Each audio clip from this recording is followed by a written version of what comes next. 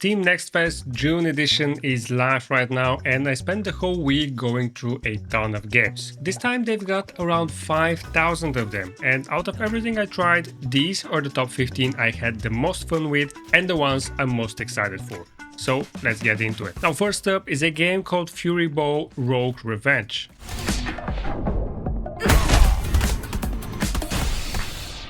This is a roguelite from a studio called Rebound, and it's hard to even describe the genre. They're calling it a beat 'em ball, which is basically a mix of beat 'em up and pinball. You play as Azami in a place called Neo Arcadia, and your real weapon isn't your blade, it's a bouncing ball you use to smash your enemies.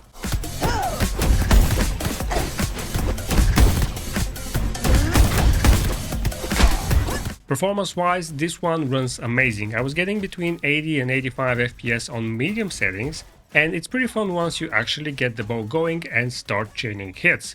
It has full controller support, which for a Steam Deck is always nice to see. Next up, Mortal Shell 2. I think this is one of the bigger ones in this batch. Cold Symmetry's sequel to the original Souls-like from 2020 is looking great. I think I feel her presence. You're the Harbinger again, possessing the bodies of fallen warriors as shells, but this time it's an open world instead of those tight corridors, and they've dropped the stamina bar completely.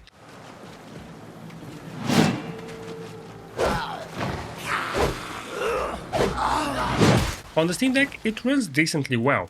I was getting above 30 FPS, sometimes hitting 40, even 45. But that's on the lowest settings with FSR set to balanced.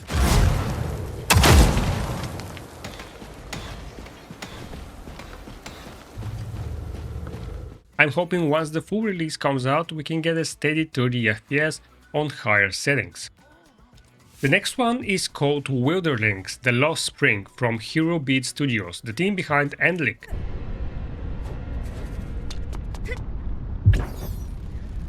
It's an action roguelite where you're restoring corrupted biomes and bringing back creatures called the Hantu that got wiped out. You've got a glider, a grappling hook, wall running, so there's a Metroidvania feel to how you move around.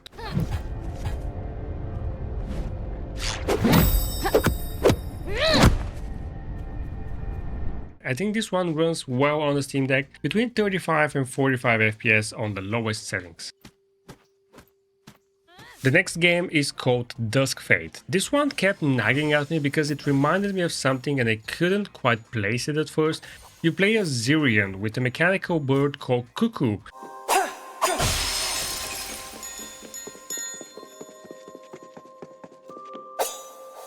And you're in this clockpunk world fighting through monsters with a sword, and I think what it's actually reminding me is of the early Kingdom Hearts games, maybe a bit of Jak and Daxter as well, even Dark Cloud, that whole PS2 era action platformer feel, this one has it.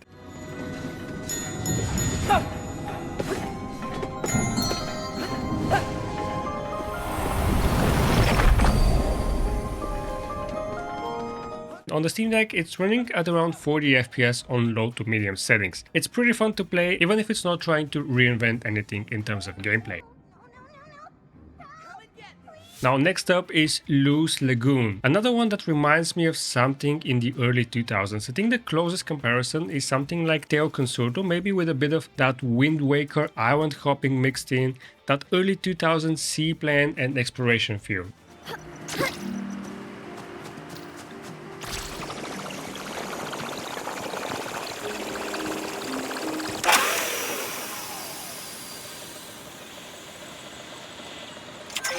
In this game, you're running your missing uncle's delivery service, flying between islands, crafting, fishing, trying to figure out where he went. On the lowest settings, this one runs between 45 and 60 FPS on the Steam Deck. It's a fun pick up and play kind of game.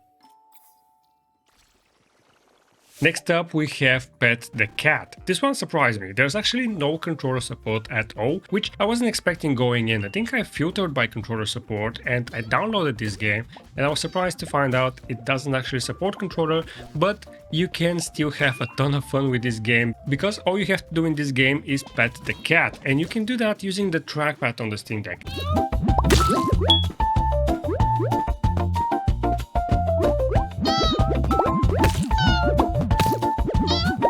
and it's surprisingly fun. I don't think this was ever meant to be played this way, but it actually works. It's a bullet hell style where petting the cat is literally your attack, and you upgrade it with food, items and weapons between waves. It runs at locked 60 FPS on the Steam Deck with no issues at all, and I gotta say, I spent more time with this game than I originally intended to. Now another big one is Mistfall Hunter.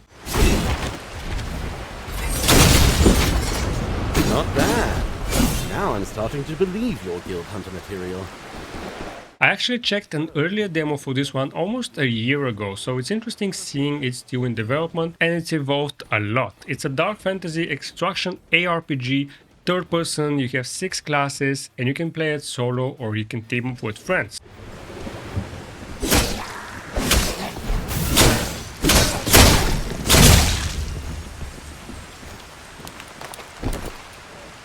On the Steam Deck, it's running at 30 to 45 FPS on the lowest settings, mostly staying above 30 even with big fights, so it's pretty decent. The one thing I don't like about this game is there is no target lock, which makes some of the fights more annoying than they need to be.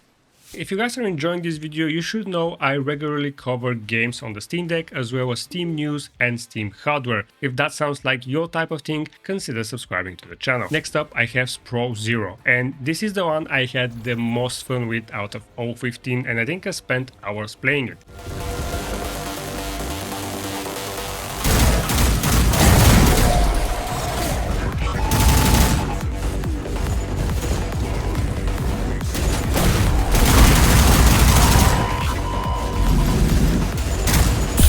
It's got this Half-Life 1 era look to it, but the soundtrack is amazing and the gunplay just feels great. You've got this ability to pick up weapons really fast, and you basically pick up a weapon, use it to the max, and then you can throw it at your enemy, pick up another weapon. It's just an amazing action shooter, and performance is great too. It's running between 60 and 85 FPS on the Steam Deck.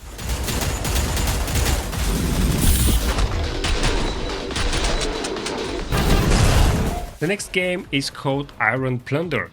And it's a pretty interesting design on this one. It's an arcade twin-stick shooter where you're raiding shrines to collect comic books, which is a strange hook, but it works. It also looks very interesting.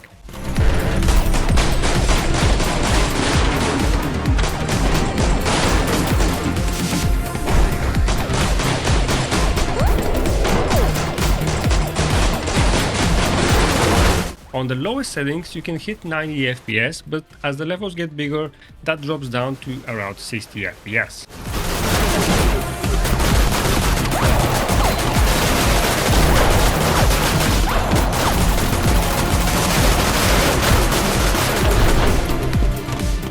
Next up, Hoa 2. This is a really cute and cozy game. It's sequel to Hoa and it's moved from 2D into a full 3D hand-painted world this time.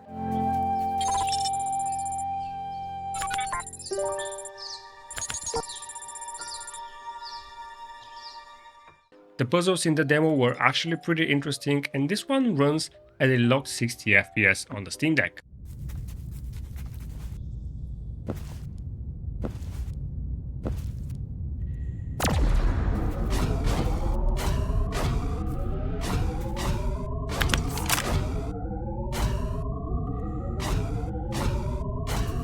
The next game is Echoes of Mystralia. This one feels like it's trying to be something like Hades. It has fast roguelite combat, except instead of weapons, you're crafting spells out of the memories you collect from enemies. For whatever was waiting ahead, I wasn't about to keep it waiting long.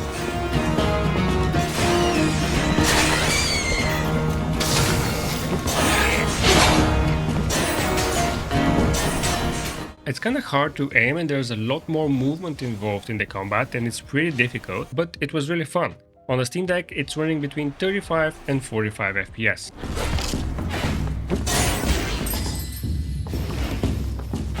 Next up, Silver Pines. I'd call this more of a side-scroller, but I'm not really sure what it is. It's a survival horror Metroidvania where you're playing a private investigator chasing down a missing musician.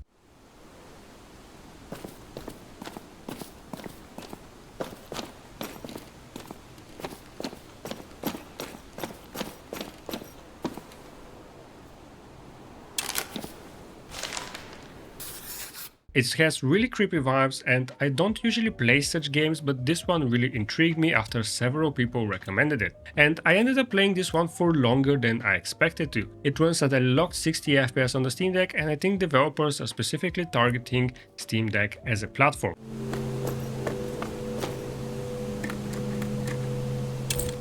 Next up, AGX GP, and this is my second favorite out of the 15, right behind Sprawl Zero.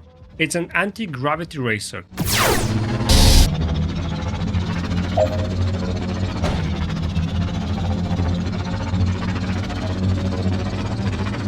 Kind of in that wipeout space, and the driving along with different vehicle abilities just feels amazing. It's running above 60 FPS on the Steam Deck, and I think this one as well, the developers are targeting good performance specifically for the Steam Deck, so this one I'm really looking forward to playing the full version.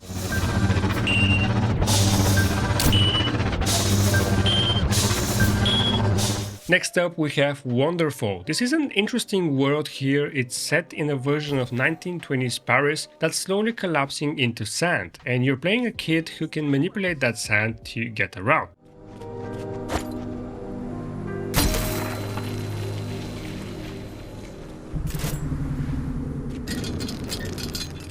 It has a ton of puzzles and jumping around, and performance-wise this is the one out of the 15 that might have some issues on the Steam Deck, but I'm still recommending it because I'm hoping we can get to 30. It's running at around 30 FPS, but later parts of the demo can drop below that, and I'm hoping by the time it launches they can get it locked to 30 FPS.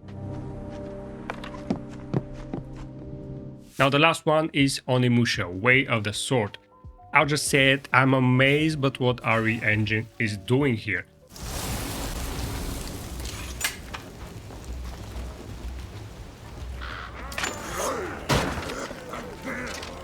The combat is fun, it's not that challenging at the start, but it ramps up later on, and this is a really amazing samurai game, and on the Steam Deck it's running between 40 and 60 FPS. It looks amazing and it runs amazing, and I really can't wait for the full version.